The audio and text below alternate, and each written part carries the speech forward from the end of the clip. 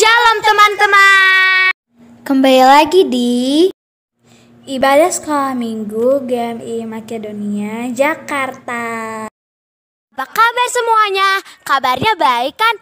Ayo kita nyanyi lagu Apa Kabar?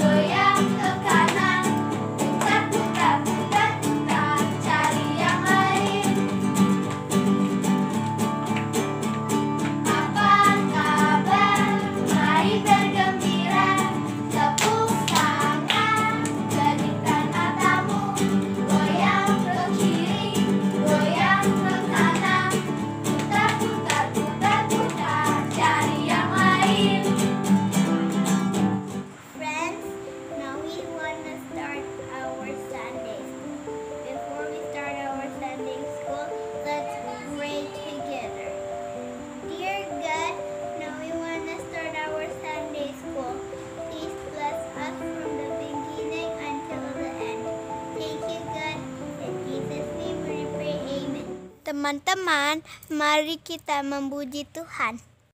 Teman-teman, kita nyanyi lagu Yesus di dalam rumahku yuk.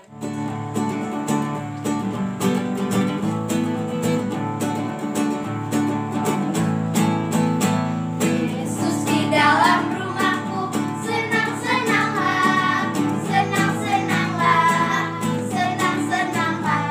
Yesus di dalam rumahku, senang-senanglah, senang-senanglah.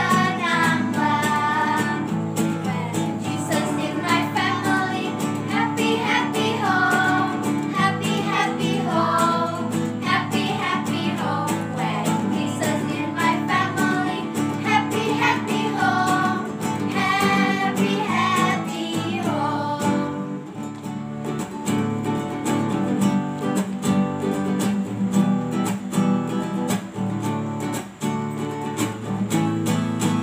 Dia harus makin bertambah, ku harus makin berkurang. Nama Yesus saja disembah, ku di tempat paling belakang. Bila Yesus ditinggikan dan salibnya diberitakan, pasti dia menarik semua orang datang kepadanya sekarang. Dia harus makin bertambah, ku harus makin berkurang. Nama Yesus saja disembah, ku di tempat paling belakang. Bila Yesus ditinggikan dan salibnya diberitakan, pasti dia menarik semua orang datang kepadanya sekarang. Bila Yesus ditinggikan dan salibnya diberitakan, pasti dia menarik semua orang datang kepadanya sekarang. Shalom teman-teman, kembali lagi di Kamu Perlu Tahu. Nah, kali ini kita akan membahas tentang asal mula sekolah minggu. Berawal dari perkembangan teknologi yang menyebabkan pergeseran tenaga kerja manusia ke tenaga mesin uap. Penemuan mesin uap yang seharusnya menjadi dampak yang positif, ternyata justru sebaliknya. Mungkin bagi para pengusaha hal ini merupakan dampak yang positif. Namun bagi kaum miskin menjadi suatu dampak yang negatif. Masa perkembangan ini lebih sering disebut dengan istilah revolusi industri. Dan revolusi ini berpusat di Inggris pada pertengahan abad ke-18. Revolusi industri memaksa para orang tua bekerja keras untuk mencukupi kebutuhan keluarganya. Dan yang lebih menyedihkan ialah anak-anak terpaksa meninggalkan zona yang semestinya mereka berada, yaitu sekolah. Tentunya hal ini menyebabkan tingkat kriminal di Inggris terus meningkat, yang sangat mempengaruhi generasi bangsa. Akan tetapi pada waktu itu pemerintahan di Inggris hanya terfokus pada pemberantasan dan memberikan hukuman tanpa mencari tahu penyebab utamanya. Padahal penyebab utamanya ialah tidak adanya pendidikan anak yang layak. Karena pendidikan anak itu sangatlah penting untuk perkembangan moral dan intelektual bagi si anak itu sendiri. Kondisi ini membuat hati seorang pemilik media cetak di Gloucester, Inggris, tergerak untuk menyelesaikan masalah ini. Ia adalah Robert Raikes. Bagaimana perjuangannya? Kita saksikan. Robert Raikes lahir pada 14 September 1736. Pada umur 74 tahun, ia adalah seorang dermawan Inggris yang dikenal sebagai bapak pendiri sekolah minggu. Ia lahir di Gloucester pada 1736. Anak sulung dari pasangan Mary Drew dan Robert Raikes, seorang penerbit surat kabar di Inggris. Ia menyelesaikan pendidikan dasarnya di sekolah milik gereja Mary the Crypt, tempat ia dibaptiskan. Setelah lulus pendidikan dasar pada usia 14 tahun, ia melanjutkan studi di sekolah katedral Gloucester. Suasana sekolah ini begitu ketat. Di sekolah ini, para murid dituntut menguasai beberapa bahasa, antara lain bahasa Yunani, bahasa Latin, dan bahasa Perancis. Setelah menyelesaikan pendidikan di katedral Gloucester, Raikes tidak melanjutkan pendidikannya. Ia lebih tertarik pada pekerjaan yang digeluti ayahnya di bidang percetakan. Pada 1757, ia diwariskan perusahaan milik ayahnya, yakni Gloucester Journal. Karena kemampuannya di bidang penerbitan dan percetakan, pada usia 21 tahun, ia telah mengambil alih seluruh urusan yang berkaitan dengan penerbitan Gloucester Journal. Pada usia mudanya, Robert aktif pada bidang sosial, khususnya menolong mereka yang miskin dan berada di penjara. Untuk menolong mereka, ia melakukan berbagai upaya, antara lain mengumpulkan dana untuk peningkatan kondisi kesehatan di penjara dan diperlakukan yang lebih manusiawi, dan menyelenggarakan pemindahan bagi para narapidana. Pada abad 18, Inggris sedang dilanda krisis ekonomi yang sangat parah sebagai akibat dari revolusi industri. Robert yang melihat banyak anak-anak harus menjadi tenaga kerja di pabrik-pabrik sebagai buruh kasar dan bekerja 6 hari dalam seminggu, yaitu pada hari Senin hingga hari Sabtu. Hari Minggu mereka libur. Oleh karena itu, setiap hari Minggu mereka menjadi liar, karena hanya hari inilah mereka bisa bersenang-senang. Kebanyakan dari mereka menghabiskan uang penghasilan mereka dengan hal-hal yang tidak berguna, seperti minum-minuman keras. Melihat keadaan itu, Robert Raikes bertekad untuk mengubah keadaan. Ia kemudian memulai sekolah minggu ini di dapur Nyonya Margaret di kota Scutty Alley pada Juli 1780. Di sana, selain mendapat makanan, anak-anak diajarkan sopan santun, membaca dan menulis. Menurut Raikes, buku pelajaran yang terbaik yang bisa dipakai adalah Alkitab. Dalam 2 tahun, sekolah minggu dibangun di beberapa sekolah di sekitar Gloucester. Robert kemudian mempublikasikan sekolah minggu melalui Gentleman's Magazine dan juga Arminian Magazine pada tahun 1784. Akhirnya, atas bantuan John Wesley, yaitu pendiri gereja Metodis, kehadiran sekolah minggu diterima juga oleh gereja. Mula-mula oleh gereja Metodis, akhirnya gereja Protestan yang lain. Pada tahun 1831, sekolah minggu di Inggris telah mengajar 1.250.000 anak, yaitu sekitar 25% dari populasi. Pada tahun 1780, Rex pergi ke rumah seorang tukang kebun dan dia melihat kebanyakan pekerja adalah anak-anak. Rex mengajak anak-anak itu untuk mengikutinya beribadah. Tetapi anak-anak tersebut tidak mau karena mereka hanya bisa bersenang-senang di hari Minggu. Bahkan Rex juga membayar seseorang untuk menenangkan mereka. Tetapi anak-anak itu justru membuat kekacauan di dapur Nyonya Mandarin. Nyonya Mandarin lalu mengusir Rex keluar dari situ. Pada tahun 1785, Fox mendirikan perkumpulan untuk menunjang dan mendukung banyak sekolah minggu di berbagai kawasan di Inggris.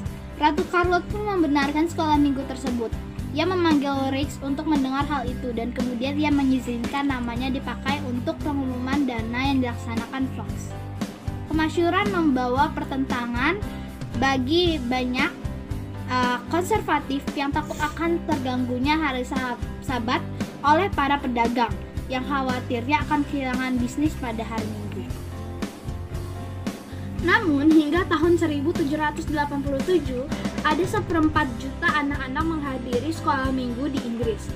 50 tahun kemudian ada 1,5 juta anak di seluruh dunia yang dididik oleh 160.000 tenaga pengajar.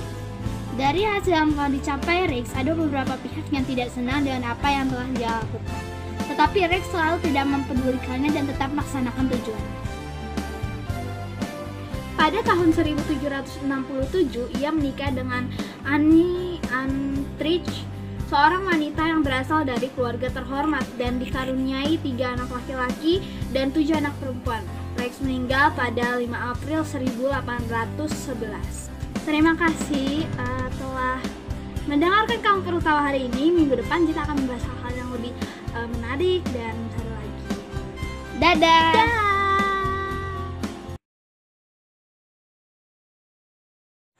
Hello friends, this is what I'm grateful for. I'm grateful for having good people around me. Because I'm now in a new school, I have new friends and new teachers. They're all nice to me. Even though sometimes I forgot to do my task, my mom always reminds me. Also, even though we're in the COVID-19 pandemic, we can still find happiness and light inside the darkness. Like how we can be spending more time with our family. That's all I'm very grateful for. There is a bunch more, but I only can fit it to this one scene. Thank you. Teman-teman, sebelum kita mendengar firman Tuhan, mari kita naikkan pujian. Jadikan aku terangmu Tuhan.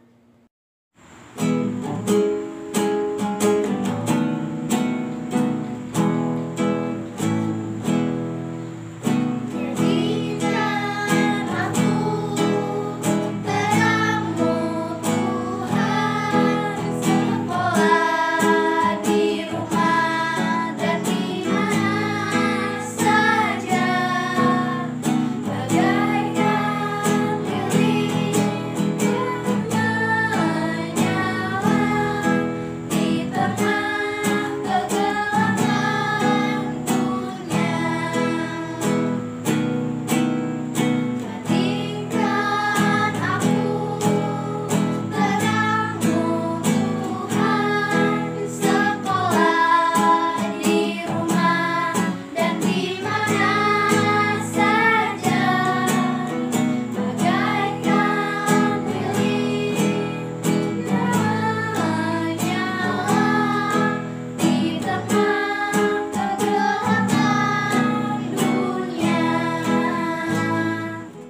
Shalom adik-adik, sekarang saatnya kita akan mendengarkan firman Tuhan. Tapi sebelumnya, mari kita siapkan hati kita mau berdoa. Semuanya lipat tangan, tutup mata, mari kita berdoa. Tuhan Yesus yang baik, terima kasih untuk penyertaan-Mu bagi kami sampai pada saat ini. Dan Bapa, saat ini kami rindu untuk mendengarkan firman-Mu. Tuhan Yesus, tolong kami agar kami bisa mengerti apa yang Tuhan Yesus kehendaki melalui firman-Mu di hari ini. Dan tolong Antolita akan menyampaikan firman-Mu agar bisa menyampaikannya di dalam pimpinan Roh Kudus. Dalam nama Tuhan Yesus kami berdoa. Amin. Adik-adik, tema kita hari ini adalah Aku mau taat. Dan teks firman Tuhan terambil dari 2 Raja-Raja 5 ayat 1 sampai 19 yang berjudul Panglima Naaman disembuhkan. Ada seorang panglima kerajaan Aram.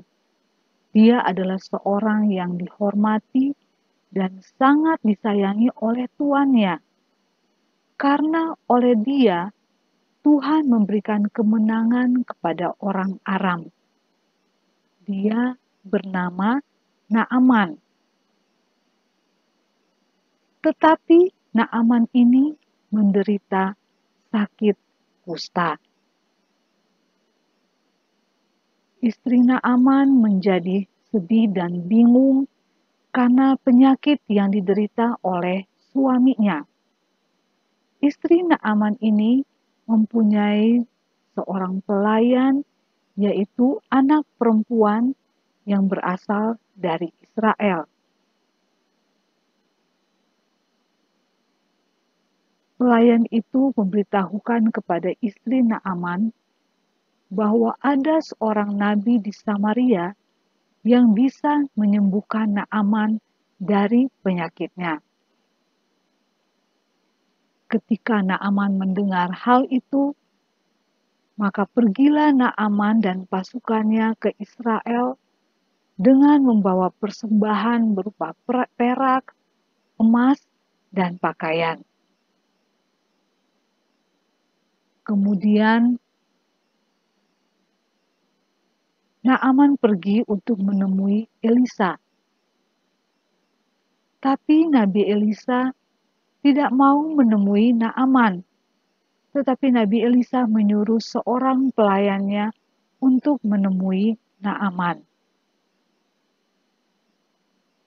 Pelayan itu menyampaikan kepada Naaman bahwa Nabi Elisa menyuruh Naaman untuk mandi 7 kali dalam sungai Yordan. Maka dia akan sembuh. Tetapi Naaman menjadi marah karena Nabi Elisa tidak mau menemuinya dan juga menyuruh dia untuk mandi di sungai yang menurut Naaman sungai itu kotor dibandingkan dengan sungai di daerahnya. Tetapi prajurit Naaman memohon kepada Naaman supaya dia mau mentaati perintah Nabi Elisa. Akhirnya, Naaman pun pergi ke sungai Yordan. Di sungai Yordan, Naaman mandi sebanyak 7 kali seperti yang diperintahkan oleh Nabi Elisa. Setelah 7 kali mandi, tiba-tiba penyakit kusta di badan Naaman semuanya hilang. Naaman telah sembuh. Naaman kemudian kembali ke rumah Nabi Elisa bersama prajurit-prajuritnya. Dia memberikan hadiah kepada Nabi Elisa yang sudah menyembuhkannya. Tetapi Nabi Elisa menolak hadiah yang diberikan oleh Naaman. Karena menurut Elisa, bukan dia yang menyembuhkan Naaman, tetapi Tuhan yang telah menyembuhkannya.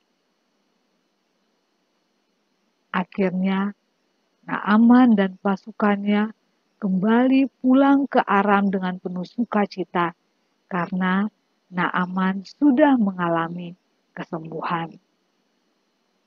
Nah, adik-adik, dari cerita tentang Naaman ini, ada yang Tuhan Yesus mau sampaikan kepada kita, yaitu sama seperti Naaman yang taat dan mau melakukan apa yang diperintahkan oleh Nabi Elisa, itu juga yang Tuhan mau dari kita, yaitu Tuhan mau supaya kita taat dan melakukan perintah Tuhan dengan sungguh-sungguh. Bagaimana caranya supaya kita menjadi taat? Supaya kita menjadi taat, maka kita harus mendengarkan firman Tuhan dengan sungguh-sungguh. Kita harus menyimpan firman itu di dalam hati.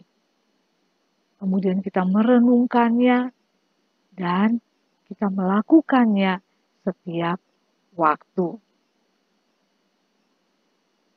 Seperti Naaman yang mengalami kesembuhan setelah mentaati perintah Nabi Elisa, kalau kita taat kepada Tuhan, maka kita juga akan mengalami mujizat.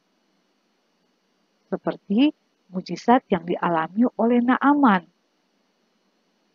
Kita juga akan mengalami berkat dari Tuhan dan Tuhan akan terus menyertai kita. Nah, adik-adik, demikianlah firman Tuhan bagi kita di hari ini. Dan kita ada ayat hafalan, yaitu dari 1 Yohanes 2 ayat 17, yang berbunyi, orang yang melakukan kehendak Allah tetap hidup selama-lamanya. Sekali lagi kita membacanya bersama-sama dari 1 Yohanes 2 ayat 17.